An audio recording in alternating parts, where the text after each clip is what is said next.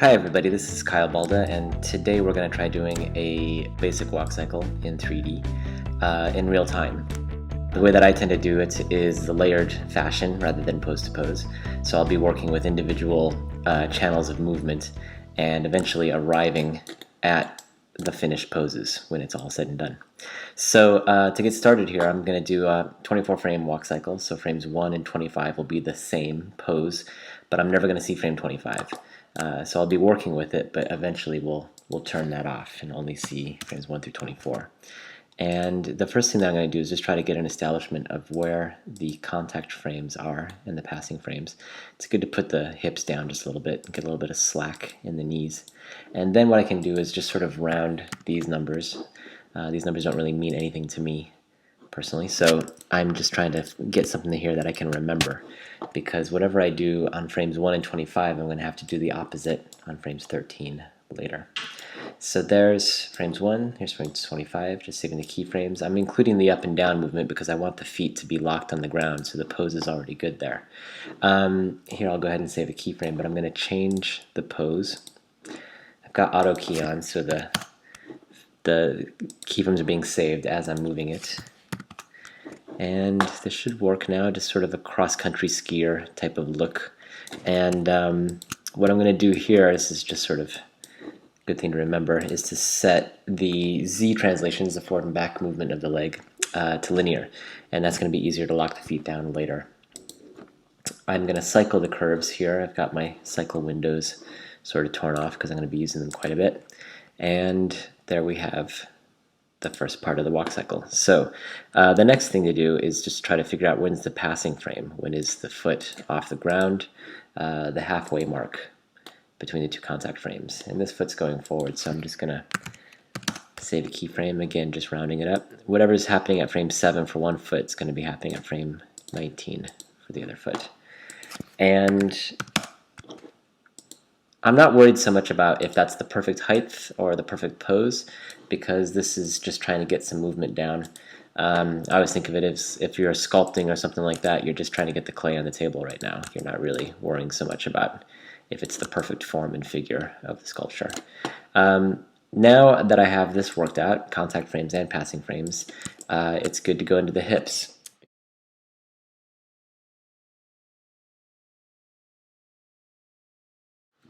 So for the hip animation, you can approach it any way that you feel is the most intuitive.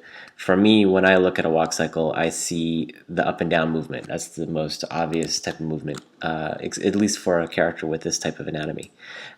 So to establish the up and down movement, I'm going to try to figure out first where that contact frame is here at 13. And what I find is that 1 or 2 frames before the contact frame is when the hip is in the high position. So I'm just going to get there and save a keyframe. And whatever's happening at frame 12 is also going to be happening at frame 24 to make the cycle work. So now, as the foot's gone down on the ground, it's ready to receive the weight of the hips. So I'm just going to pull that down, and now you'll see the first little up and down movement. We can look at the graph editor here to see what the hip curve looks like, and we can cycle that. And in cycling that, we should be able to see a repeating kind of effect. There's a little stutter there. That's because we're playing frames 1 and 25 together. That'll go away when we only play up to 24 frames. So let's just assume that we're happy with this. We can always change it later. The next thing to do is to think about, that's a little bit of the weight, what's happening with the overlap? What's the root of the overlap movement? And here at the contact frame, the hips will probably be rotated back like so. So go ahead and save a keyframe for that. Whatever's going on at frame 13 is also at frame 25. And as the weight falls forward, the hips are going to pivot forward. So you see that falling movement happening. And I think it's good sometimes to get like a little bit of offset between these two. So maybe we'll move that just a little bit further. So it's happening after the up and down movement. Got everything cycling now, so we can just see how that looks. And it's really exaggerated, so I'm just going to pull back on that a little bit just by scaling this slightly.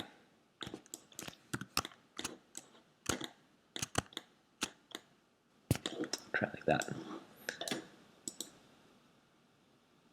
Okay, so I'll leave it like that for now and come back to it later again to see if we need to adjust it. Most likely we will. So the next thing I'm going to do, that's sort of dealing with the weight. The other thing to deal with is the locomotion. And in the locomotion, I'm thinking about the swinging of the hips. What is it that's making that foot go forward? And the root of that movement is happening here in the hips. So I'm just going to give a little bit of a pivot there. And whatever's going on at frame 25 is also going to be here at frame 1. Sorry, vice versa. And at frame 13, I'll have the opposite because the other foot is forward. So minus 15. We can see what that looks like. All right, so you start to see a little bit of what the locomotion is behind the walk cycle. And whatever's going on here at the contact frame, we're going to have something happening at the passing frame. And there's a number of ways you can do this. You can always make them go down like so. I want to do something a little bit dynamic and kind of animated feeling. So I'm going to lift the hips up to accentuate the lifting of the foot up. So whatever I have here at frame 7, I'm going to have the opposite here at frame 19, minus 7. And then whatever I have at frame 7 is also going to have to be further on down the cycle. And I've already sort of worked out that that is going to be frame 31. So I can just save the keyframe here, move that on down to frame 31, and cycle. All right. The last thing here that's really important to do is to think about the weight shift, because when all the weight is on this foot, the hips are going to have to be over that foot, and you can start to see that sort of line getting worked out there. So I save the keyframe there. Frame 19, I can do the opposite.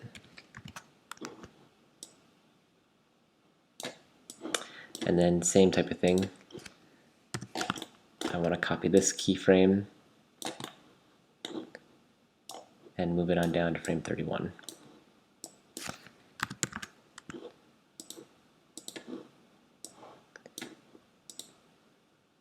Alright, so everything's really exaggerated, and this isn't a bad time to sort of pull back, make everything slightly less big. It's good to make it big in the beginning because you can at least see it working, see how it's happening, and then just pull back slightly. About 70% on these, but again, you just sort of feel it.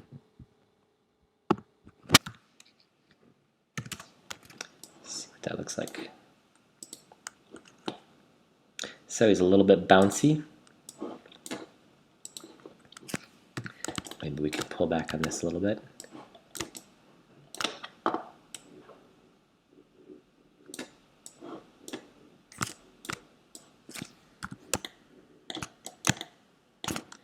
Slightly less up and down movement. Maybe that's too much. Taken out.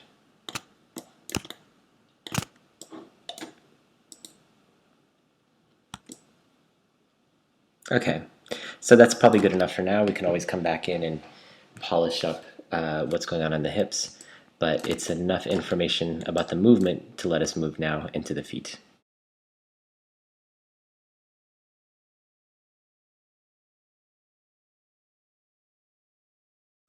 Okay, so moving now to the feet. It's easier just to choose one foot to work with, and then you can copy and paste the animation of one to the other. That's one of the nice things about working on cycles. So I'm going to pick this one because it's in front. And here is where the contact frame is, and I want to get this sort of heel-toe kind of action happening. There's going to be the heel on the ground and the toe up here, but about 2 frames later is when the foot will be flat on the ground. So I'm going to save a keyframe for that first. And then right at the contact frame, I can do that. I'll fix these intersections later. I'm more of a fan of sort of the old school rigs. I don't really like the reverse foot too much. It's just a personal preference. But use what feels good for you. And I'm saving the translation in Y and the X here because that feels to me like the last time I'm going to see the foot flat on the ground like that. Now I can lift the heel up. I can rotate the foot. Now there's some advantages to using the reverse foot setup to do this, but those advantages give you some disadvantages in other areas. I just find this to be the lesser of two evils. So there you go. That's the first part, and it doesn't really feel like it's got a lot of thrust to it. And part of what happens here is that once you lift up the foot right there, you lose a little bit of what makes it push off the heel, push off the ground. So if I grab these curves here and move them back, I can reestablish a little bit of the thrust of the foot there. Then what I also need to do is once the foot's in the air, it's better to give it a little bit of hang time. So what I initially did by using these linear curves here when the foot goes flat on the ground works in that moment, but when the foot's in the air, it doesn't work as much. So I'm going to break these, make them flat tangents like that, and even give the foot a little bit more hang time here in the back.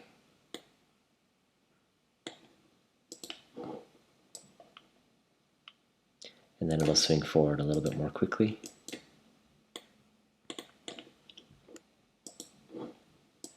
Same thing here with the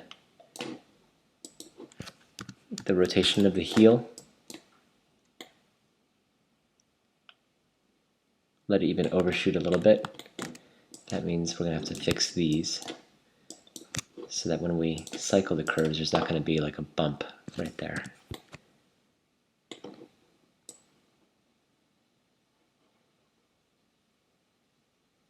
Okay, and then it's not even a bad idea in some cases to let the foot overshoot slightly, or at least come quite close. Looks like we got two keyframes there.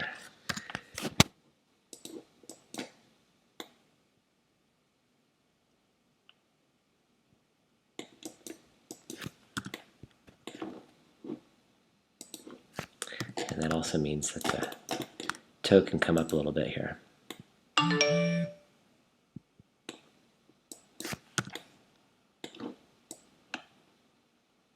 All right, so let's see what we got with that. And the main thing now is to try to fix the intersection, and that'll take a little bit more time to do. But before we get into that detail, let's also work on the arc of the foot coming forward here. So I'll bring the foot slightly in, and these three channels of movement all relate to each other pretty well. They're all sort of dealing with the horizontal movement of the foot. So think of them as a family, as a group. And basically, you can go ahead and save the positions at 1, 13, and 25. Those are all the contact positions. And as it swings forward here, you can swing it out. You can rotate it a little bit like so.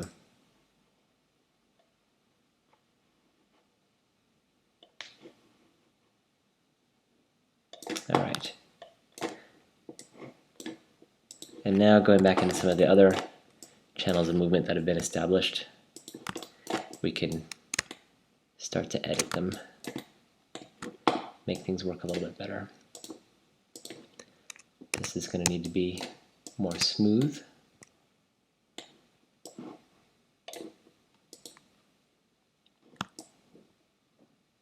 Okay, so that's sort of working.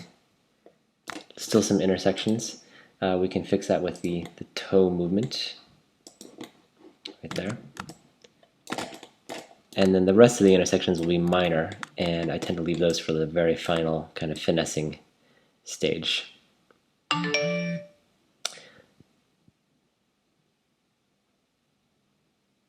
Alright, so I'm going to save a keyframe here where the toe should be locked down, and then just correcting it. That's all the pressure that's being built up in the toe. And then here, a little bit of drag. And then back to 0.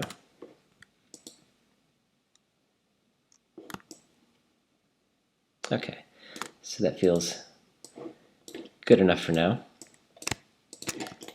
And it's a good idea to just make sure all of these curves are cycling, because what we're going to do is copy and paste all the animation from this foot onto this foot. So I'll switch over to the dope sheet, and I'm just going to delete all the animation that I've made for that one foot, because I can now copy and paste it. This is the good foot here.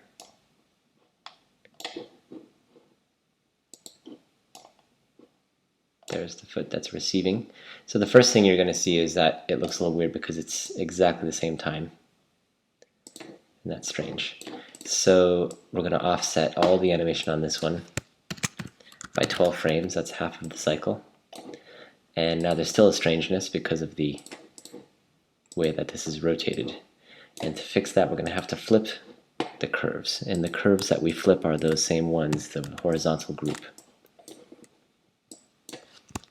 So I can say times equals -1, and that should invert the curves like so, giving us this sort of a feel.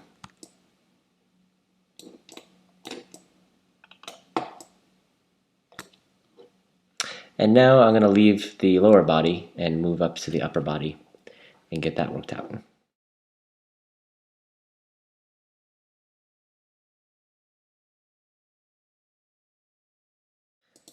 Okay, so I haven't gotten pretty far along with the lower body. It's a good time to move up to the upper body. And it's good to keep in mind also, what's the anatomy of the character and the design of the character. This guy's in a space costume, so he's probably not going to be very supple. But what we want to try to do is counter whatever's going on in the hips for the locomotion in the upper part of the body. So I'm just going to rotate here slightly the chest, so that when the right hip is forward, the left shoulder is going to be forward. But that's not coming from the arm, it's coming more from what's going on inside the spine.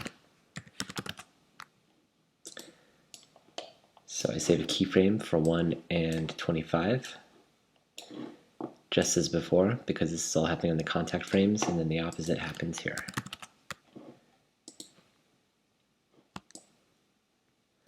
Same thing happens, getting some opposition in the Z rotation of the hips and trying to get an opposite type of feeling happening there.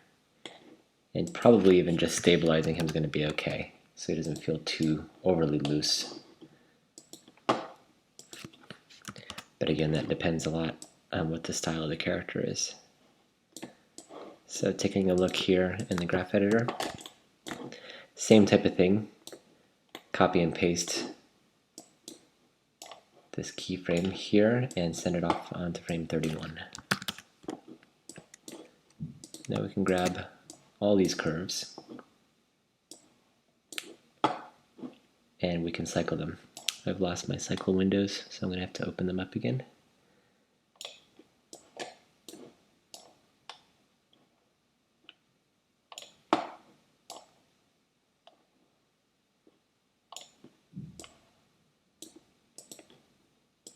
Okay, there we go. I'll just move those out of the way. And he feels a little bit too big in the Z rotation. So I'm just going to come back on that a little bit.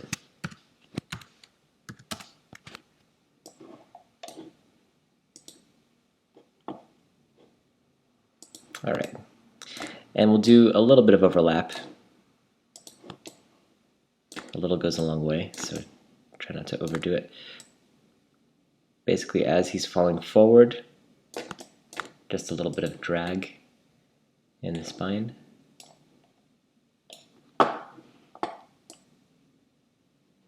As he's coming backwards, pull him forward like so. And if you want an easy way to find out how to make that cycle complete, one way to do it, I'm just going to remember that this is at frame 10. Bring this all back here to frame 1. So whatever is happening here at frame 1 would also happen at frame 13. Now I can bring this back to frame 10.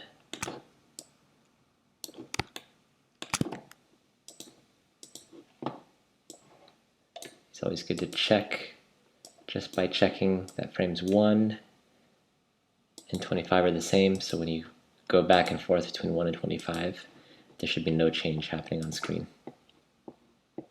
So there's a little bit of overlap. And now it's probably a good time to just change that to 24 just so you can see how it feels without playing 25, which is the same frame as frame 1, so you're not going to see the same frame twice. Okay. Now going into the head,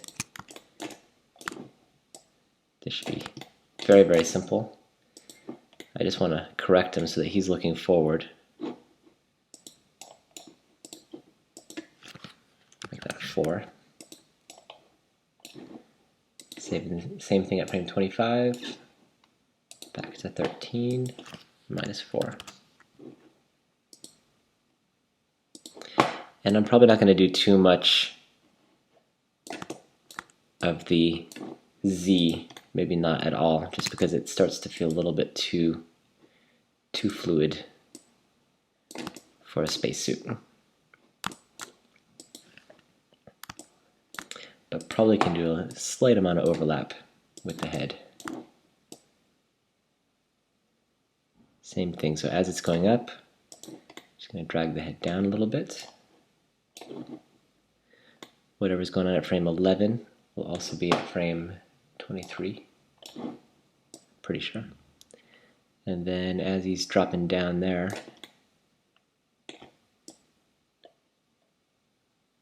a little bit of drag on the head. We'll see how that looks.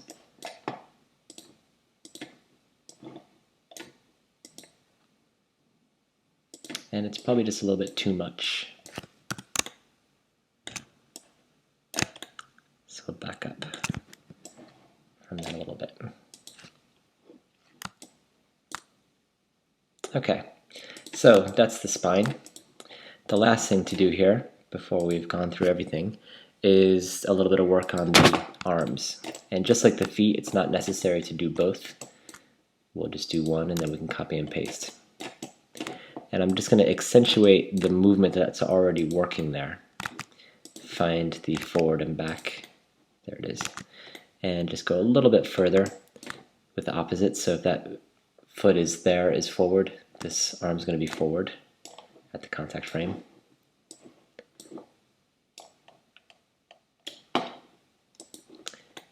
Frame 13, just bring it back slightly. Now we've got a little bit of arm swinging. Work down the hierarchy so that we can see what it feels like if the elbow bends. And then it will straighten.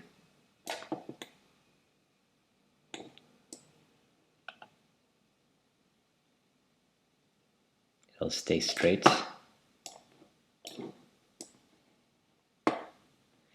And we can just try to figure out what that would look like in the cycle. Same technique here. This is frame 6, so I'll try to remember that. And I'll just copy whatever it is here to frame 25. And then I can move this back to frame 6, offsetting this whole cycle and cycling it. Giving us that feeling of drag. I don't like this ever being too flat, just keeping things moving a little bit, even if it's just the slightest little push. We're probably not going to see too much of a difference. And maybe I can make this all a little bit straighter.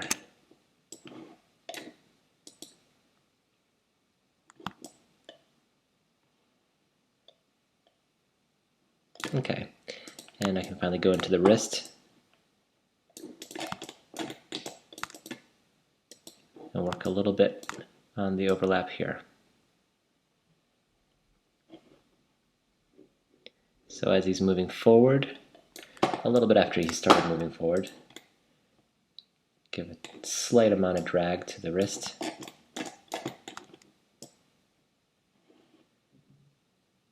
And the opposite there.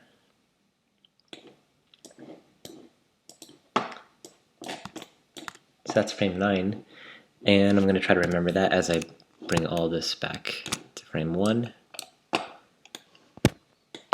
Copy and paste.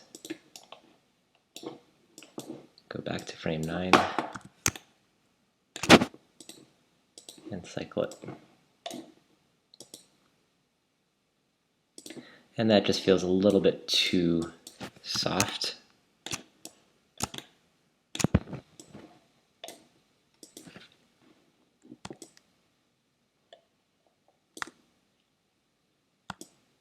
All right, so the easiest thing here to do is to copy and paste all of these controls onto all of these controls. And that's what's good for the dope sheet. First, I want to make sure everything is cycled. Then I can switch over to the dope sheet, copy and select these, and paste. Same type of thing as before. I have to offset all of these curves by half of the cycle. It's 12 frames.